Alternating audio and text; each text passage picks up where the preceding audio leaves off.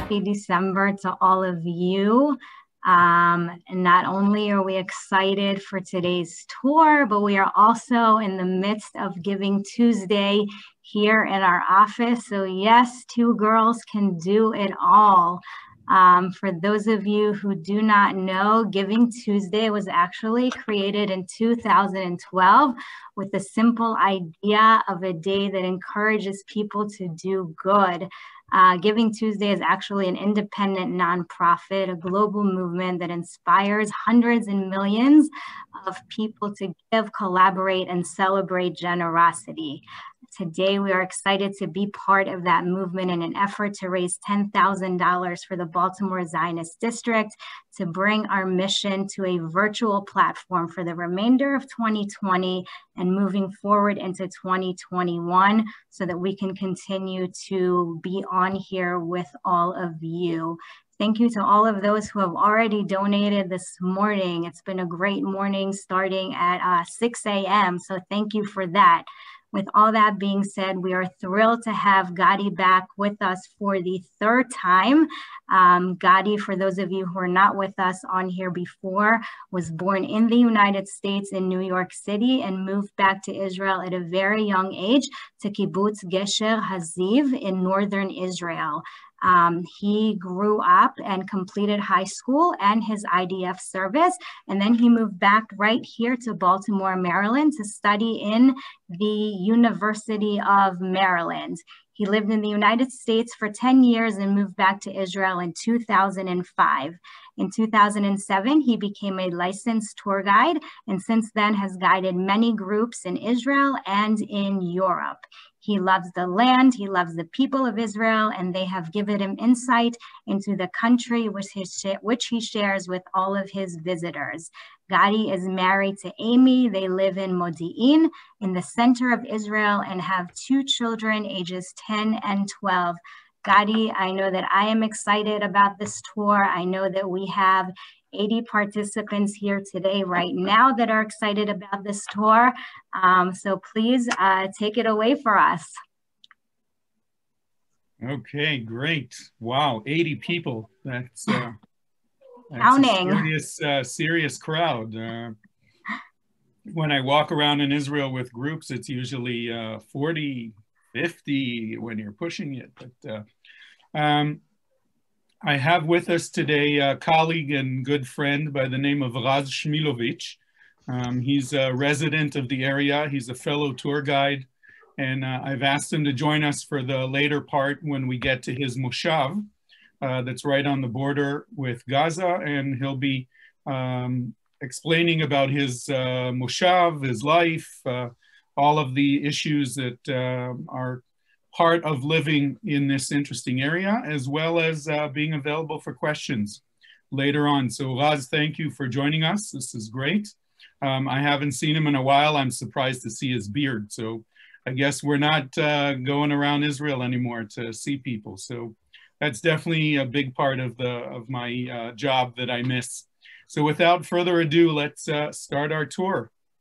Let's make sure we can make this happen here. All right, can you guys see my screen? We're okay? Excellent.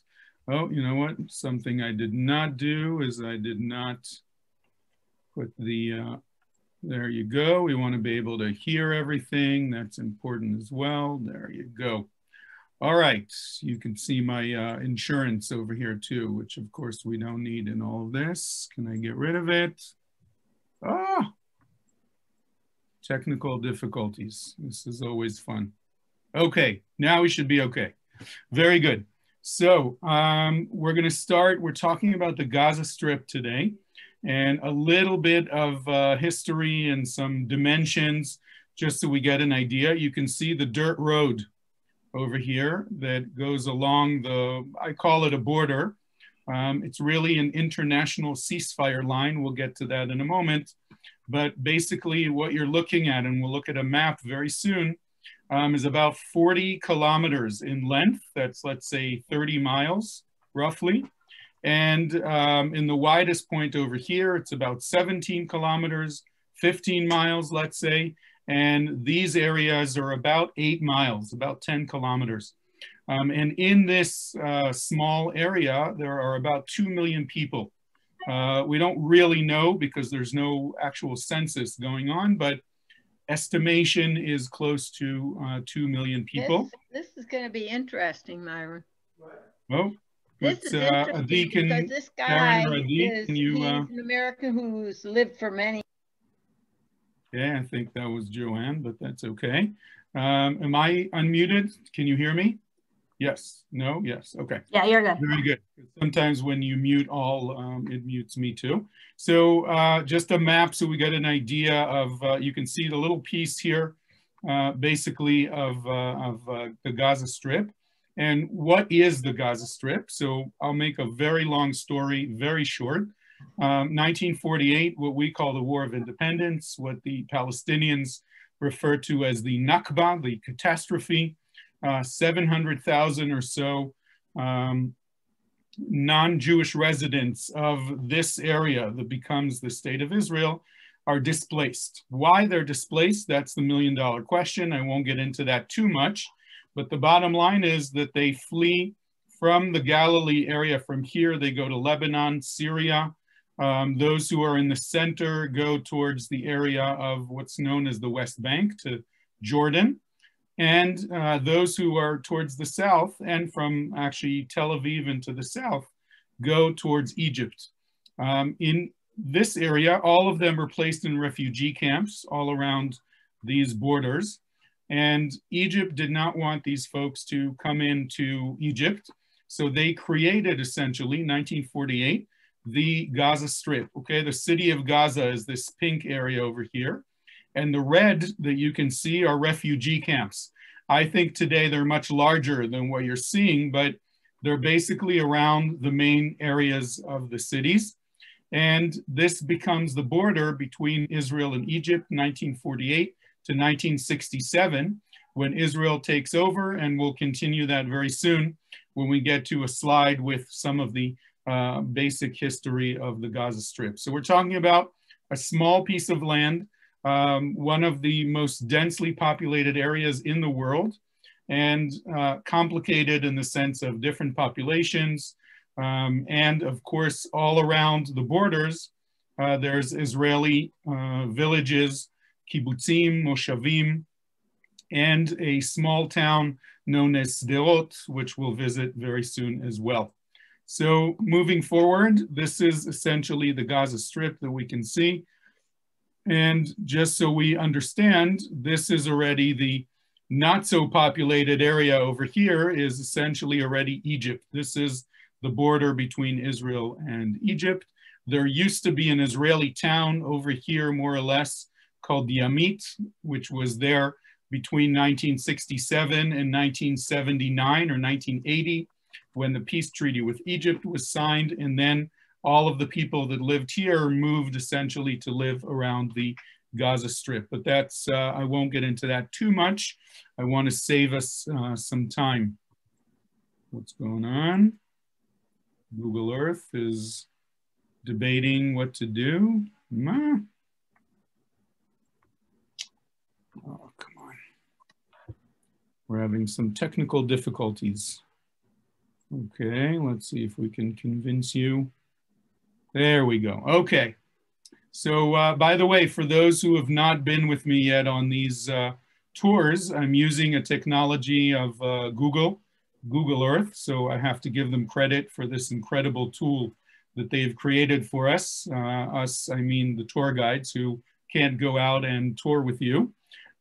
This is an overlook from the north of the Gaza Strip. You can see the border line, essentially, this dirt road over here. I'll talk about it soon. We are very close to a kibbutz, and a member of this kibbutz, his name is Asaf, that was killed in the military, not near Gaza, but was killed. And his parents made a monument, a memorial, right here where he used to sit and hang out. And there are 23 bell chimes here for the monument of Asaf Siboni. And we're right by Kibbutz Niram, right by the border. Here's a few photos from this beautiful place, which unfortunately is a monument for Asaf. So here you can see this is a better picture. This is already the beginning of the Gaza neighborhoods. It's called Bet Hanun, but essentially a neighborhood of Gaza, really not far from where we are. And there's a few more really good pictures nearby, which are important because I want you to understand, here is with binoculars, from where we are, you can essentially see already the houses of Bet Hanun. And this is, again, you can see this is the border down here, the dirt road with the fence. And the houses in some places are right up to the fence. And this is, again, Bet Hanun and Gaza City. We're pretty close to the city of Gaza. The city of Gaza is in the north part of the Gaza Strip. The second part after that, I'm really having some technical difficulties. The second part after that that's important for us, or the big city, you can see Gaza up here, Rafiah or Rafah over here, and in here there's another big city called Khan Yunis, and these are major cities in the Gaza Strip. Okay, continuing. Now, one of the things that we can do with this amazing technology is I can take you into Gaza. We can visit in Gaza, and these are places that I have not been in for a very long time. And I'm assuming Raz, our friend, has been, remembers going in there before all this balagan, all this mess started. But take a look, we are in Gaza, or actually in Jabalia. Jabalia is a refugee camp. I remember walking around these streets in uniform when I was in the army. And I just wanted to give you an idea that when we say refugee camps and when we talk about Gaza, it's a city where people live and go to school and send their kids to school. And this is essentially what you can see. And refugee camps back then used to mean tents and no running water and no electricity. But today we're talking about buildings with electricity, with sewage.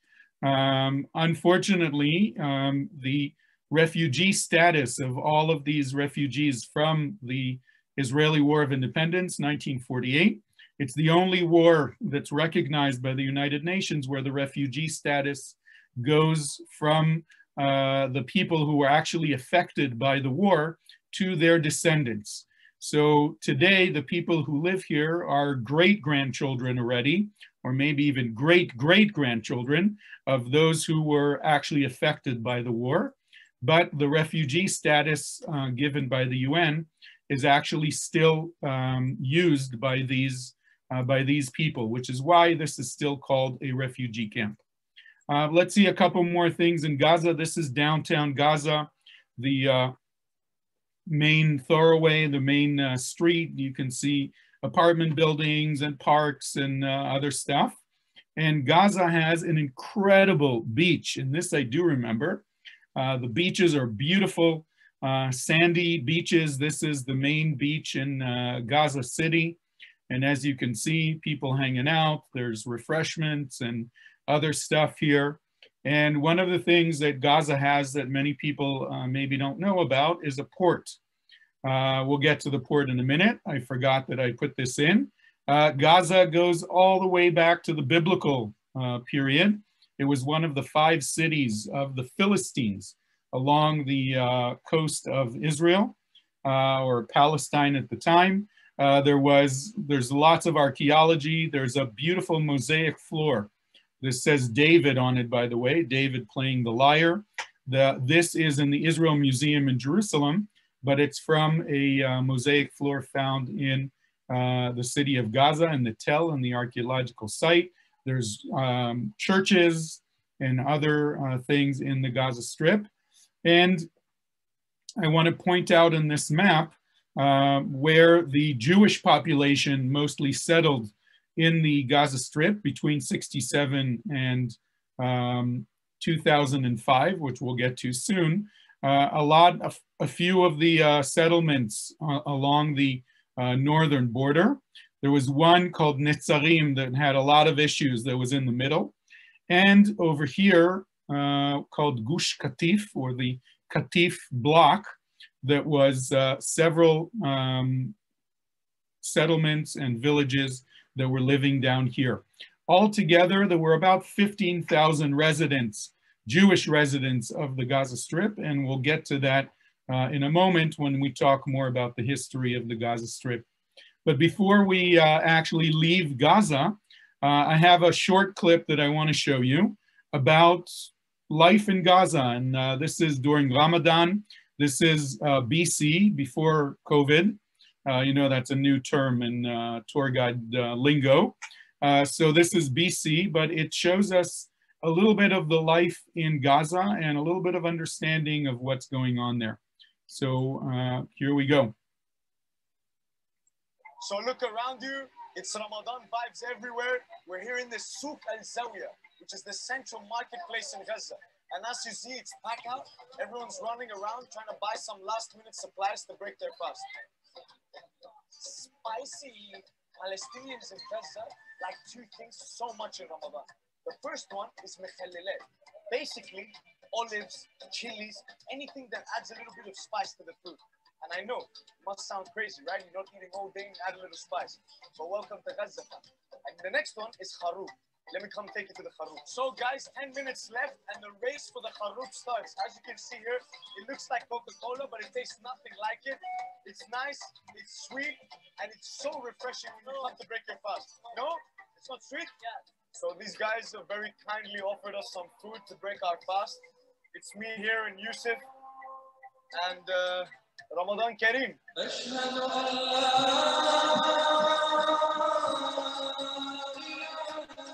just want to say something. The people here of Gaza, despite all the problems, despite all the shortages, are the kindest people. The streets are empty, no cars, no people here on the main coastal road. Look at this main road of Gaza. So we'll catch up with you in a couple of hours in the night prayers where everyone's going to hit the mosques. We're here.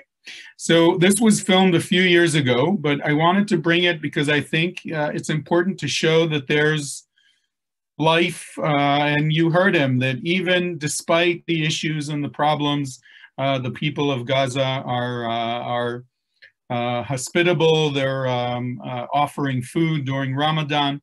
And I think it's important to understand that there are people living on the other side. It's not just Hamas and rockets and all of that stuff, which we'll talk about very soon. So the port of Gaza is an important source of income for some of the people who live in Gaza. And this is the port. Look at these. It's not a very deep port. It's mostly fishing boats, but look at the coastline here. There's a boardwalk and some other attractions, so to speak. And a few of the pictures, as I mentioned before. Gaza was, by the way, you notice that he said Gaza, because it's the G is really not quite the right term. In Hebrew, we say Aza with an A, but it's really a sound that doesn't exist in Hebrew or in English.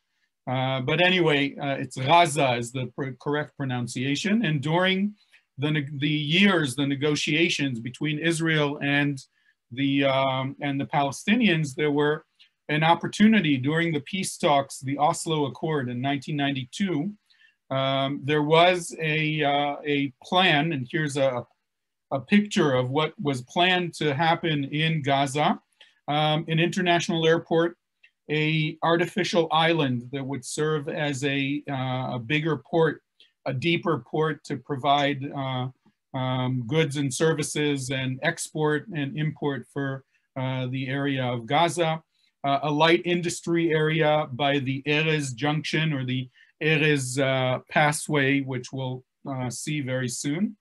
And generally speaking, this could have been a Singapore, essentially an area where many industries in the world, many countries from the world were willing to put money and to invest in creating a better space for the Palestinians here in Gaza. more about that very soon when we talk a little bit more about the history. So 1948, as I said, created by Egypt. 67, the Six-Day War. Since Israel takes the entire Sinai Peninsula all the way to the Suez Canal, it also inherits, and I'm using that word on purpose, close to 1 million Palestinian refugees from the Gaza Strip. And then as time goes by, in 1992, there's the Oslo Agreement, which I should have put in here, where Gaza is turned over to the Palestinians and the Palestinian Authority is created. Independence, essentially, for the Palestinians, even though Israel is controlling the area, but there's a Palestinian police, they have their own government, and the possibility of creating their own economy. Unfortunately, as you know, in 1995, Yitzhak Rabin, the prime minister, is assassinated. The Oslo Agreement falls apart. And since then, there's essentially a standstill in what's going on there. Until 2005, when Prime Minister Ariel Sharon decides, together with his government, to pull out of the Gaza Strip. In other words, all of the Jewish residents that I spoke about before, about 15,000 of them, were essentially told to evacuate where they live. A large number of Israelis saw this as a really bad move, treason. This is an area that our soldiers fought to take over. It belongs to us way back from the time of the Bible, and we should not evacuate. On the other hand, there were also parts of Israel, Israelis, that basically said there's too much going on in here. These 15,000 Israelis are supported by thousands of troops, millions of dollars a year to protect them and support them. There's no sense for us to stay in here, and the withdrawal is the right move. This happened 2005. About a year later, Yasser Arafat, the leader of the PLO, dies. Some say he was poisoned, but I won't get into that. And there are elections for a new president. And in these elections, Mahmoud Abbas, or Abu Mazen as he's known, wins the elections. He's from the PLO. He was the second in command of Yasser Arafat for many years. However, the way the system was created for the Palestinians, there are separate elections for the parliament. In these elections, Hamas wins big time. I forgot to mention before that in 1994, the Oslo agreements and the creation of the Palestinian Authority, there is a group of Palestinians that feels that Yasser Arafat is a traitor and that recognizing Israel is a bad move. And they pull away from the PLO and create their own radical organization known as Hamas. And in 2006, Hamas takes over the Gaza Strip after winning the elections for the parliament. Mahmoud Abbas, the PLO, and the essentially 75% seats won by Hamas can't work together. It's kind of like a Republican Senate with a Democratic president, or vice versa. And essentially, Hamas takes over the Gaza Strip in 2007, violently, I should say, killing about 300 PLO operatives, and takes over the Gaza Strip. And in 2012, and then again in 2016, there are operations, we call them, of Israel fighting against mainly the Hamas in the Gaza Strip, and we'll mention those very soon. In Operation Protective Edge, which I'm assuming most of you remember, this was a very big deal. Israel actually went into the Gaza Strip, suffered many casualties. Both sides had many casualties. And of course, the residents of the area were very much under fire and had a very hard time during those months of July and August. Okay, so now let's talk about the residents of what we call the Gaza envelope, or the Gaza area. along the borders with the Gaza Strip. And right here is the corner. This is the northern border. This is the eastern border. And as you can see, here's Gaza. This is the city of Gaza over here. This is the overlook that we saw before. And very close is the city of Sderot. And the city of Sderot, as you can see, because the Hamas, after taking over, wants to continue to attack Israel, they figure out that the way to do it is to fire rockets. And they develop a rocket called Qassam.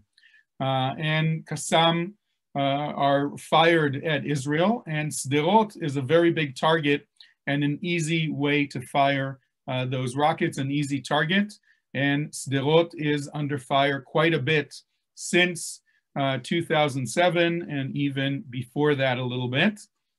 So let's land in Sderot and see a little bit of what's going on here. So we're actually in the town and take a look at the streets. What's interesting here is that everywhere you are in Sderot and in this area, you have about 15 seconds from when the Qassam rocket is fired until it hits the ground. In those 15 seconds, there's an alert that goes off. We call it Tseva Adom, or code red, essentially. And we'll hear in a video that I have in a moment, you'll see an example of it. But everywhere around Sderot and in other villages around, the bus stops have become a place where they can protect themselves. So this is a normal bus stop, but as you can see, it's not what you would expect with a bench and a cover for the shade. It's also a reinforced concrete little room, essentially anywhere around the town where an average person could run within about 10 seconds. There are these blocks of protective cover for the residents of Sderot. So let's tour a little bit around here. This is the central police station and the fire station. And it used to be inside until the police realized that many people are coming to see this. So nowadays they put out here in the corner, a big display of some of these rockets that were fired at Sderot. And we're talking about tens of thousands of rockets by now. And here's a few better looks. And essentially what these Qassam rockets are, metal pipes with a little bit of fuel at the bottom and a warhead or explosives at the top. And they really don't do a lot of damage. They're not something that would cause a serious damage. If it hits someone face on, a direct hit could definitely kill them and injure them. But it's really their real value for Hamas is the effect of scaring the population and making a loud noise. And this is just a small sample of what this looks like outside of the police station in Sderot. Here's a short video done by the David Project, which is a organization that mostly works with college students, bringing college students to Gaza.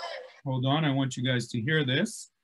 Bringing students to Gaza, into the area to understand more about what is going on here. So I'm going to start the movie. You'll hear the code red, a woman saying relatively calmly, Tseva Adom, which means there's an alert of rockets fired into the area.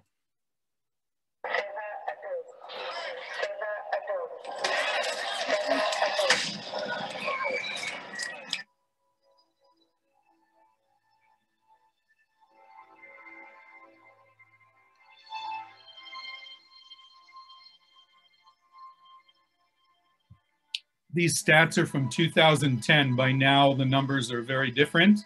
And believe it or not, more and more people are moving to Sderot. 1 kilometer away from Sderot. It just means that once a rocket is being fired from Gaza towards Sderot, you have 15 seconds or less to run for your life. This past October 2010, We entered our 10th year. We're still up in the Western Negev, under rocket fire and threat. It's been 12,000 rockets fired toward Israel. Ever since the disengagement, ever since Israel pulled it out from the Gaza Strip, this is 5 years ago. Since that point until today, 8,000 rockets fired toward Israel. And this roof we just came through. We had Muslim Arab families fleeing Gaza living here today in Sderot, a dozen of Muslim Arab families, and a few Christians. So we got to go to people. You have a modern society of Jews, Christian, Muslims living peacefully together, being threatened just because they are Israelis. We saw a really stark contrast between a playground and a synagogue where families, little kids exist all the time. So this is a playground, and we'll visit in a moment. A beacon of what kind of lifestyle people have to live. They're always living on the edge. They always have to make their lifestyle accommodate terrorism. And the hardest question we have to be asking ourselves by living here in Sderot, why is it that we have to wait until a kindergarten or... So take a look at this, this school over here. This is a schoolyard. And not only do they have all of these bus stations, but this is a yard of a school where the kids play during intermission. And look at these safe rooms, essentially, that were added here, so that if the kids are playing over here, they don't have to run into the building, but rather can take cover in these safe zones. And Raz will probably mention it in his conversation. There's also a safe room that's added to every house, so that the family can run away and be protected if there's an attack during the night or during the day when they're at home. So let's go check out this park. This is essentially the area realized that the kids need some sort of normalcy somehow, and this is what they were talking about in the video. Over here is the synagogue. You can actually see this. It's the Chabad Center with the Chanukiah. They were hit by a rocket at some point right outside the building, and eventually made a Chanukiah from the shrapnel of the Qassam. But let's go a little closer into this playground, and it's donated by the Legacy Heritage Foundation. J&F is heavily involved here as well. And this is a playground for kids where instead of a boring concrete square, what they did here is they made this caterpillar where the kids know that they need to go inside when there's a code red. And inside there's a line all around at the entrance. And it says that when there is a code red, Tseva Adom, you have to go into the caterpillar all the way beyond the line. This is a kindergarten, and there's a school nearby, and this is a place where young children are playing. And of course, the locals, this says, "I love you, my dear, my prince." This is one of the kids, obviously. But what I wanted to show you is this sign that basically says that when you hear the alerts code red, you have to go into the caterpillar beyond the orange line, which means that you are protected inside. From here, we're going to go to the moshav called Netiv HaAsara, which is where Raz lives.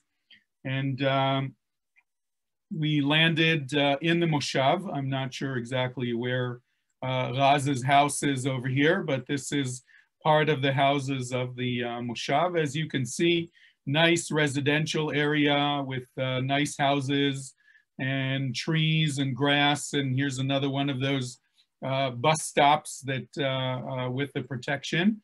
And here in the moshav, they actually did a project where they decorated some of these with shalom and sababa and life is good and all kinds of other stuff to make it a little less boring and to incorporate it essentially into the life. This is an overlook from the moshav. You can see the Mediterranean over here, and all the way in the corner over here, you can see some antennas. That is on the border.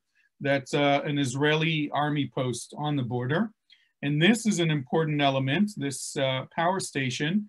It's near the city of Ashkelon, which is a city of about 50,000 residents, and it's only about 10 kilometers from the Gaza, northern Gaza border. And what's interesting is that it supplies a significant amount of power into the Gaza Strip. And surprisingly, or maybe not surprisingly, sometimes the Hamas fires rockets trying to hit the power station in Ashkelon. Obviously, it supplies power for their people in Gaza as well. And this is not in this moshav, it's a nearby kibbutz, but look at how close we're standing in the kibbutz, taking a picture right on the fence. Look at how close the houses of the Gaza Strip are. And where you see this dust coming up is an Israeli army vehicle driving along the border fence. Again, to show how close these folks are to some of these places. And Raz, who we have today with us, is a mega celebrity. I'm kidding, but every time there's something going on in the area, Raz is interviewed. We're not going to see the interview with him because we have the real thing. But this is a very interesting landing spot that I wanted to show you. Look, we're in the middle of the sand dunes, which much of Gaza is sand dunes. The coastline is maybe a mile away. And Gaza itself, or Bet Hanun, these high rises, this is already the beginning of the town of Gaza. And this is, we're standing on the Gaza side, looking at the protective wall, which Raz will explain soon. And this is the moshav. This is Nativ HaAsara. Raz's house is farther in over here. But look at how close the moshav houses are right by the border. This is essentially the border fence. And in this case, they've added a concrete wall because of shooting that occurs that is a bit problematic, and they want to be safe. I want to show a short video, and then we'll turn to Raz and let him talk about the moshav a bit. And he's going to be with us to give us some, to answer some questions if anybody would like. So this is a newscaster from Israeli News in English, I-24, and it's right after Protective Edge, end of the summer of 2016. Nativ HaAsara, the closest community to the Gaza Strip, is slowly coming back to life. Residents are returning for the first time since the truce was declared, but not without caution. If you have small children, it isn't easy to be here. And Raz, this is mom, no? We're not thinking of leaving. That is our home, and we are staying here. Being in the range of snipers, mortar shells, and tunnel infiltrations, Nativ HaAsara has experienced the full range of threats. We saw the explosion, we saw the smoke, we saw the fire. When I look at these walls, I know that they have to be temporary. One day they will have to go and we will have to have peace with our neighbors. This is one land for two people, and we have to learn to live together. Many left what became a military zone during the operation, and the discovery of a tunnel 100 meters from their homes did not contribute to the sense of security. We're standing here less than 1 kilometer away from the northern Gaza Strip. Behind me, you can see some of the agricultural fields and the greenhouses belonging to Nativ HaAsara. And just here, a tunnel opening was found during these past 2 weeks and destroyed by the IDF.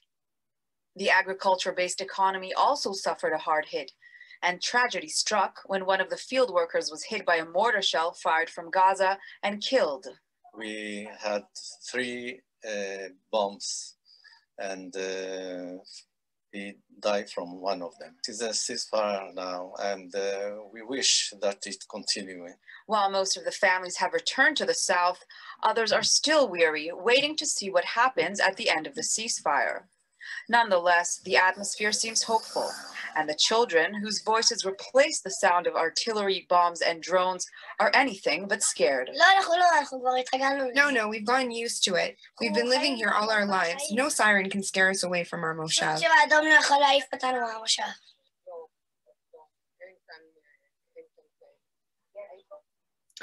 Okay, so I want to invite, I think I have a couple more pictures of the Moshav. That's okay.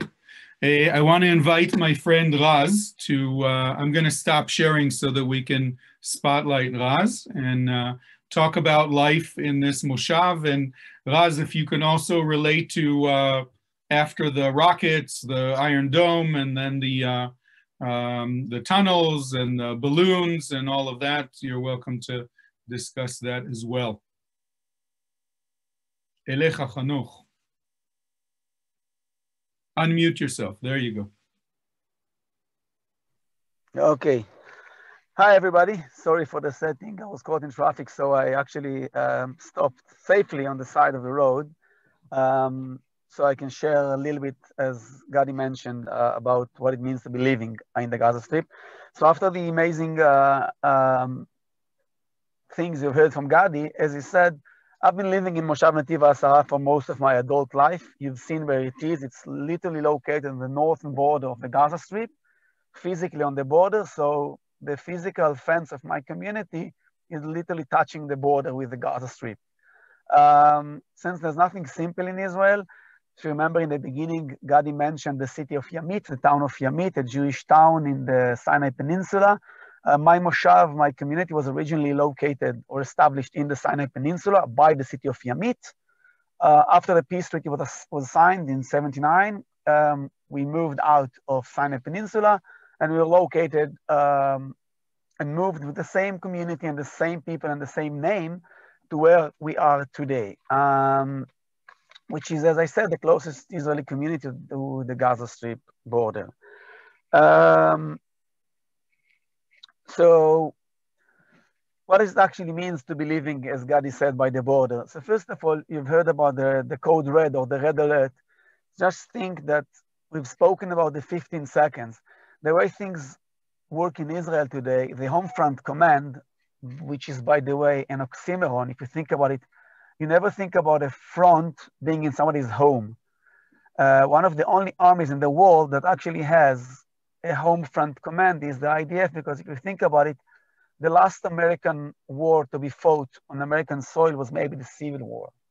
Israel, whenever we have a war, it's fought in somebody's backyard. So the IDF has a special command known as the Home Front Command. Home Front Command have divided Israel to strips, which are basically 10 kilometers, 6 miles distance from the Gaza Strip. Every 6 miles you move, you buy yourself 15 more seconds. Why? Because 15 seconds is the time it takes a missile, like a SAM missile, as Gadi mentioned, to fly that distance. So in the first 6 miles, we have 15 seconds, which is great. It doesn't sound like a lot of time, but if you think about it, living in the first mile, it cuts time in almost a half. So literally, where I'm living today, from the alarm given, I have between 5 to 7 seconds to run for my life. Now, I am living there with my wife and my 4 beautiful kids. My parents live there. My older brother lives there with his kids. Imagine living a normally routine when at every given moment during your routine, alarm can strike and you have 10 seconds or so to run for your life. Now go through your itinerary, your daily routine. You wake up in the morning, you have your coffee, you have a Shabbat meal, you have parents coming in or guests, bar mitzvah, anything, any gathering you might have. Keep in mind that at any given moment, it can be disturbed. And think about it for a minute. It can be as far as, you know what, there's a little bit of tension. I don't want to go to the shower today. Why? Because the last thing I want to have is an alarm starting when I'm in the shower. I have 4 boys, as I mentioned. The oldest one is 14 nowadays. They never shower with the shower door closed, the bathroom door closed. They always shower with the doors open. It sounds weird, but think about it for a second. If they have to run, the last thing they need is a door in the way. Needless to say, as Gadi showed in the movie, scattered around my community, we have safe rooms or bomb shelters all around, everywhere, next to every public facility, playground, you name it, we have one. And of course, in every house, we have a safe room. It is not underground. It's not like a a basement. It's above ground. It's just built from reinforced concrete to be able to stand the direct hit of a Qassam missile. So every night before I go to bed, we make sure that the way to the shelter is clear, no obstacle around the way, that the light is on in the safe room, that the shutter, the window, the metal window is closed. It's like a ceremony before we go to bed. Otherwise, my kid won't go to bed. So we go through that routine and they go to bed. If there is tension, if there is a lot of missiles, or my kids who all became military correspondents, they analyze the situation. And if they think, if they fear, if they, for some reason, they hear too many drones, they've seen too many soldiers running around, whatever, they say, you know what, Dad, I'm going to sleep in the shelter tonight. Don't wake me up. Like they want to be on the safe side. They'll sleep in the bomb shelter and they wake up in the morning to do their routine lives. That applies for all the facilities in the Moshav. We have today almost 1,000 people living there. All of the classrooms, all of the daycare classrooms are a bomb shelter. The school, the regional school is a bomb shelter, and so on and so forth. In addition to that, in recent summers, we've been dealing with the arson balloons, which is balloons or kites, where we have some kind of charcoal or some fire attached to it when they release to the sky. And if it lands on our territory, it sets fire. Actually, this afternoon, a couple of hours ago, a balloon carrying an IED, an explosive device, landed between my Moshav, Netiva, Sarah, and the nearby kibbutz of Yad Mordechai, and had to be neutralized by the bomb squad. So we were alerted that the sound of the bomb being dismantled will be here, so don't fear. So that's another thing. In our area, balloons for kids is not something that they are happy to see.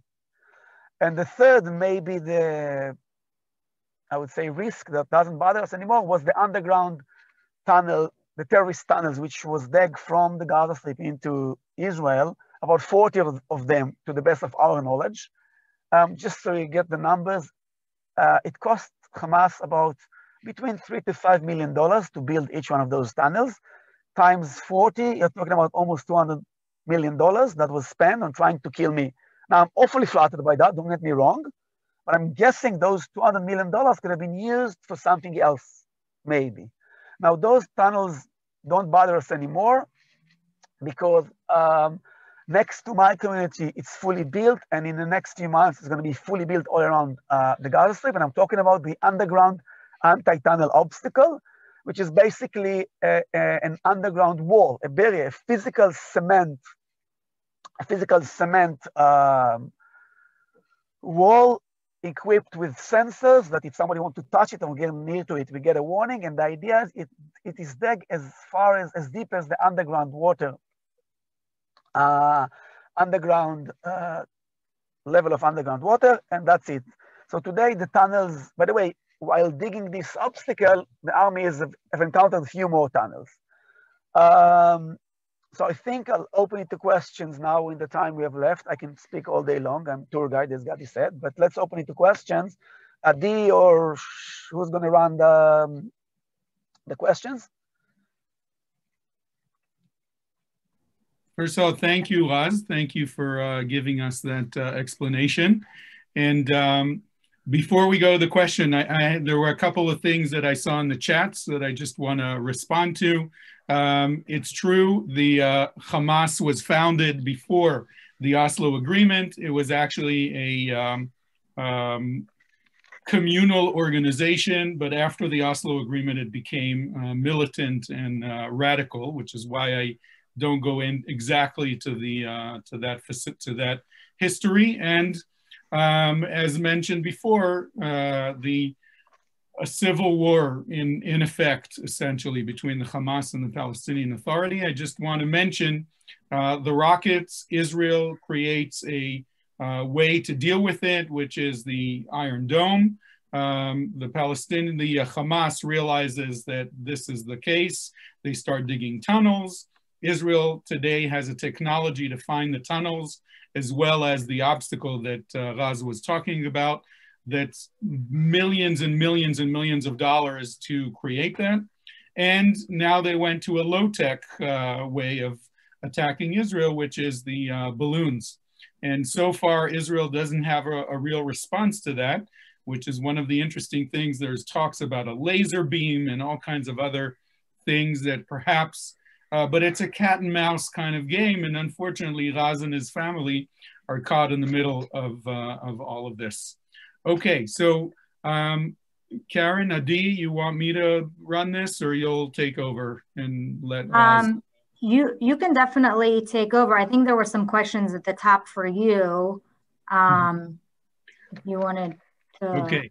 So Raz, you and I talked about this, that of course you get this question all the time, and I'm sure that it's something that you're prepared to answer is, so why are you still there? Why do you stay? And I know that usually you like to keep that for the end, but any way you want to handle this. No, I'll take the question. You know me too well, Gadi. Yeah, I usually keep that question to the end, but I'm trying to read the question. No, I don't have any relationship at the moment with anybody in Gaza.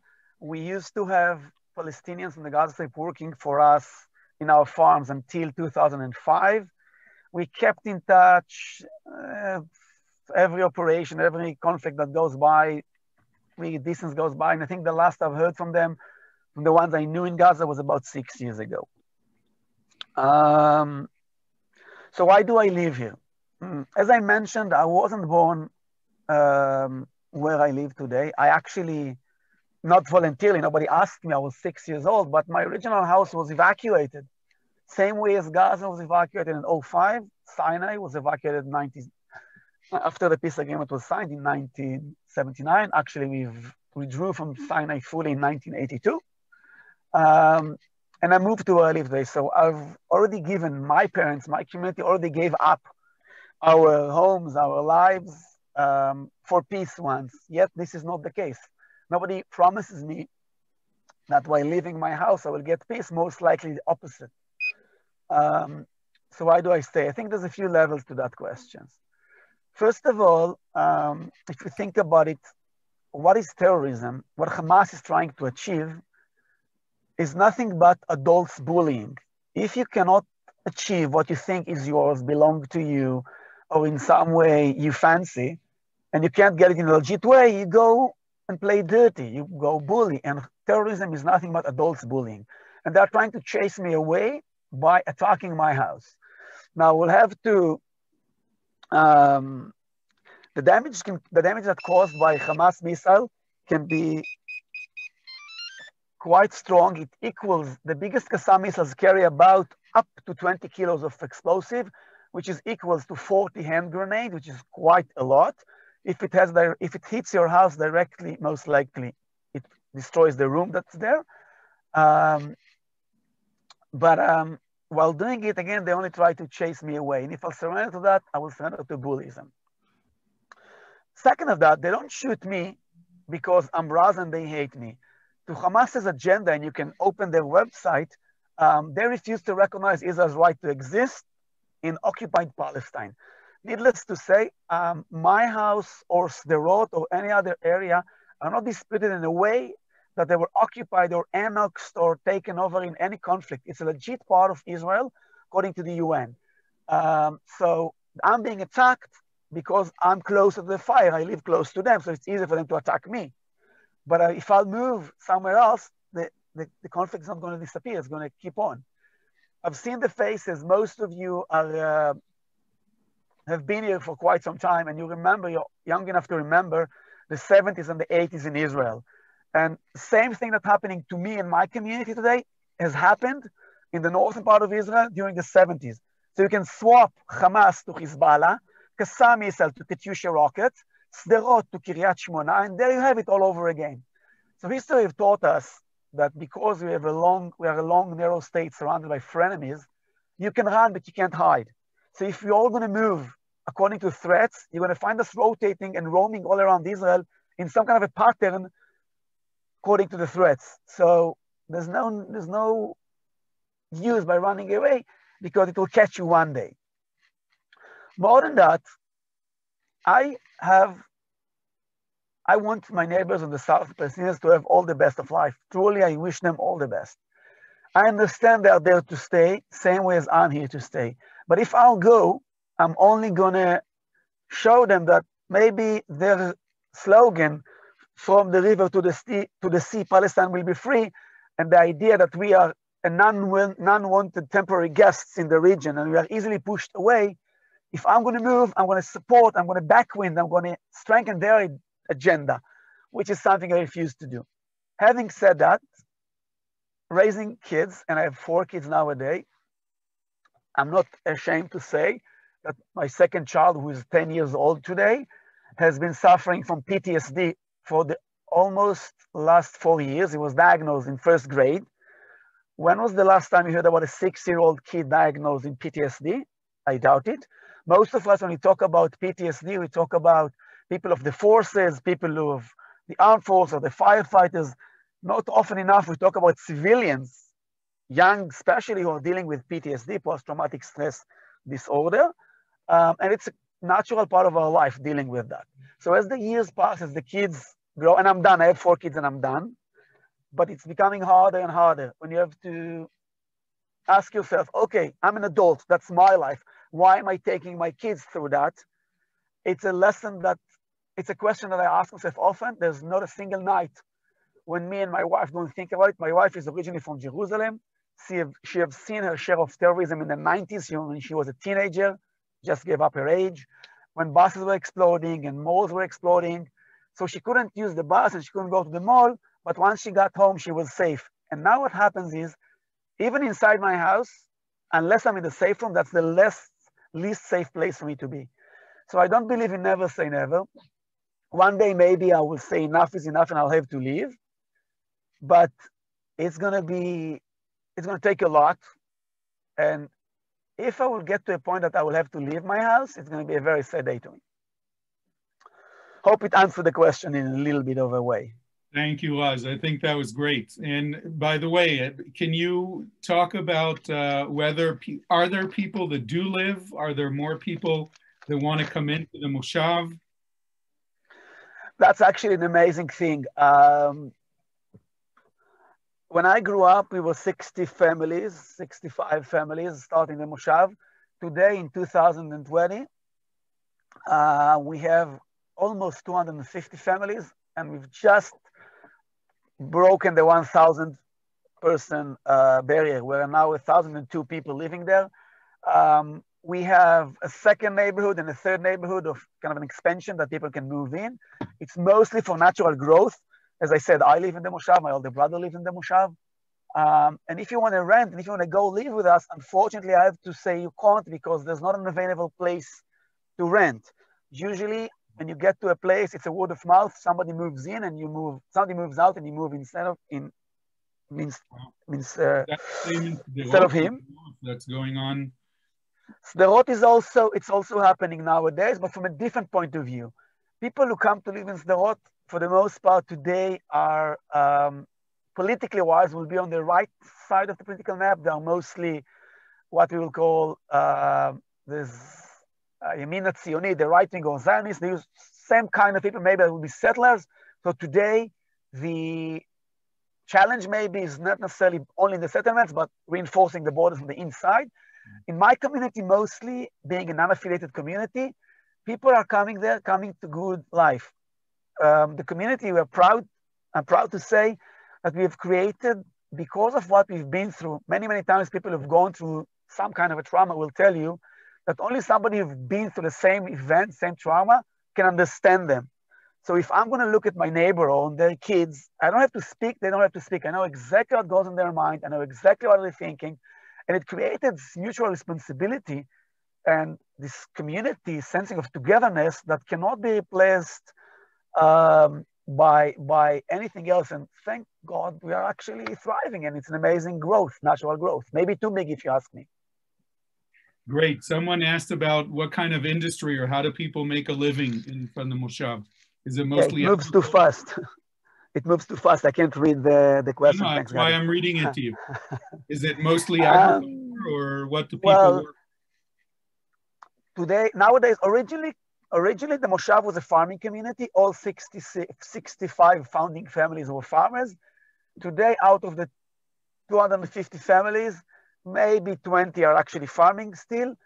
Most people work elsewhere. I'm a tour guide. I'm not working, but I'm a tour guide. My wife is a manufacturing engineer. She works for Intel. It's about half an hour drive from where I live. My brother is a journalist. He works in Tel Aviv. My sister-in-law is a teacher. She teaches in Ashkelon, the city that Gadi mentioned. Basically, you can look at it as a kind of satellite community. We work outside. We work as far as Tel Aviv. The Moshav name is Netiv HaAsara. Netiv HaAsara, the path of the 10, roughly translated into English. Raz, what's your vision of the future? What would you like to happen? If you could make the decision now, what would the area look like? What kind of relationship would you have with the people on the other side? You're tricking me, Gadi. Well, there'll have to be two, what do I think is going to happen and what I want to happen. It's two different, unfortunately, scenarios. Okay. I'll tell you, I'll start by what I don't think is going to happen. What I don't think is going to happen is peace. I have very little faith or very little hope that peace can be achieved. Peace meaning a mutual respect and some kind of process coming from an understanding that we love each other. So for me, peace is like an alien, like a UFO. What do I mean by that? Some people believe in it. Some people claim they saw it. Some people truly believe it exists. But for me, it's very kind of abstract. I've never seen peace. I don't know how it feels, how it looks, how it tastes. When my time has come to join the army, when I was 18, my father was disappointed that he said that he never thought that his kids would have to serve in the army. When my son was born, Omer, 14 years ago, I did not know if it's a boy or a girl. When I saw that it's a boy in the delivery room, in the hospital, my immediate response was, oh, it's going to be 18 years from now, he's going to go to the army, most likely to a combat unit. So I don't think peace is achievable. However, as little faith as I have in peace, I'm a big believer in coexistence. What's the difference, you probably ask yourself? Peace, as I said, is something that comes from principle and ideology. Coexistence means you don't have to love me. You can even hate me. I'm an Israeli Jew. I'm quite used to it. I'm very safe when I'm hated. So you can hate me, but I'm here to stay. You're here to stay. Let's try to work like we did 20 years ago. I need working hands. You want to work? Please be my guest. You have great beaches. I want to come host with you, stay with you. Please let me go. Think that between me and Gaza, there's less than a mile. And the footage Gadi showed you now, I haven't seen for 15 years. And I'm talking about under a mile. Think about it, that under a mile from my house, there's a whole different world, which I have never seen, I cannot see and can't understand. And I believe that in the end of the day, people will have enough of hatred and violence. They understand, and it's happening, by the way. I don't know how many of you heard, there are peace initiative happening in Gaza today. 3 weeks ago, there was a big rally, few dozens, it's big in Gaza standards, calling to release Gaza from Hamas's occupation.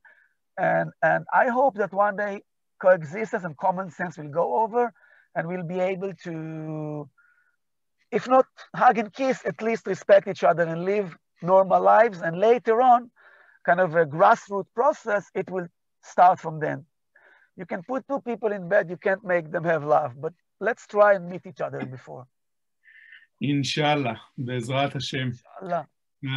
Thank you, Raz. Two quick questions. The funding for Hamas, and Raz, jump in if there's something to add. Qatar, the Iran, European Union, it used to be United States as well, by the way.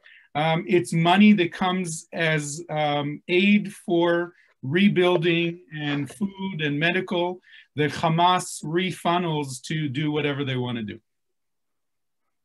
Anything to add? No? And another question was about how are you dealing with COVID, with Corona, not having much enthusiasm with the suspected incoming administration. That's a whole other bowl of wax. I'm not sure we want to open that right now. But it's, I think, Raz, what I love about you is that you always finish with an optimistic, enthusiastic way that maybe if both sides feel that there is a will, then maybe we can push the big shots aside and just the little people figure out how to coexist and live together. Keren, Adi, Raz, toda rabba. Thank you very much for joining us. Welcome. Somebody just made me really big. Thank you so much. Gadi, thank you so much, as usual, for giving us a great tour, for guiding us through Gaza. I don't believe that you can really see this anywhere else except for here at the BZD in Baltimore, Maryland, via Israel. Thank you, Raz. Thank you so much for being here, for giving us your perspective. I don't believe that you can really hear that anywhere else, but here at the BZD via the 1 mile that you live from the Gaza border. So we appreciate you being here. We appreciate you taking an hour of your time and really talking to our members, letting them ask you questions, really personal questions, and giving your perspective from really living the life that you live, and talking about your children and talking about your family. And I know that hits home to a lot of people. You know, to me, I have young children. I know Gadi has children the same age. A lot of people here have grandchildren the same age. So we really appreciate that. So thank you so much. Thank you.